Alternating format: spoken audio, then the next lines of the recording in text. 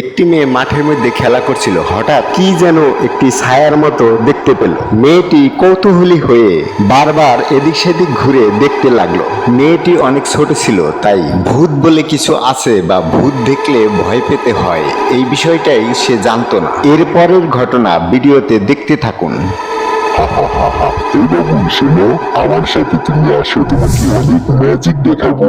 এই দেখো আমি কত সুন্দর করে তোমাকে ম্যাজিক দেখাচ্ছি। আমি আরো এরকম অনেক ম্যাজিক জানি। তুমি আমার সাথে আসো, তাহলে অনেক ম্যাজিক দেখতে পাবে।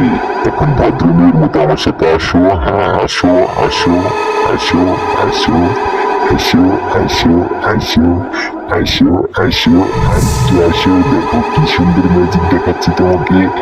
আসো আসো আরেকটু আসো আরেকটু আসো আরেকটু আসো আরেকটু আসো আরেকটু আসো আরেকটু আসো। ঠিক এমন সময় মেয়েটির বাবা হঠাৎ দেখতে পেয়ে দৌড়ে চলে আসলো। আর মেয়েটির বাবাকে দেখতে পেয়ে ভূত পালিয়ে চলে গেল। এ যাত্রায় হয়তো মেয়েটি খুব জোর বেঁচে গেল, কিন্তু এই ভূত ছিল খুবই নাছোড়বান্দা। এবার ভূত মেয়েটির বাবার রূপ ধারণ করলো। আমি এবারে বাবার রূপ ধারণ করেছি, আর এবারেও আমাকে বাবা ভেবে আমার কাছে চলে আসবে। সেই সুযোগে আমি ওকে নির্জন কোথাও নিয়ে মেরে ফেলবো। মেয়েটির বাবা বলে, সোনামণি তুমি ওর কাছে যেও না, ও হচ্ছে আমার রূপ ধারণ করা ভূত, তুমি আমার কাছে চলে এসো। মেয়েটি কিছু বুঝতে না পেরে ভুল করে ভূতের কাছে চলে যায়।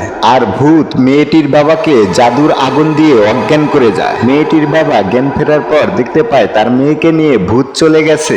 এখন মেয়েটির বাবা চিন্তা করতে থাকে কিভাবে ভূতের হাত থেকে তার মেয়েকে উদ্ধার করবে। ঠিক এমন সময় সে দেখতে পায় সে অদৃশ্য এক শক্তির অধিকারী হয়ে গেছে, আর সেই শক্তি দিয়ে তার মেয়েকে উদ্ধার করার জন্য সে চলে যায়। তারপর অসীম জাদুর শক্তির আগুন দিয়ে ভূতকে মেরে তার মেয়েকে ভূতের হাত থেকে বাঁচিয়ে বাসায় নিয়ে চলে যায়। আর এই ভিডিওটি তোমাদের কাছে ভালো লেগে থাকলে অবশ্যই ভিডিওতে একটি লাইক দিবে আর আমাদের চ্যানেলটি সাবস্ক্রাইব করে পাশে থাকবে। ধন্যবাদ।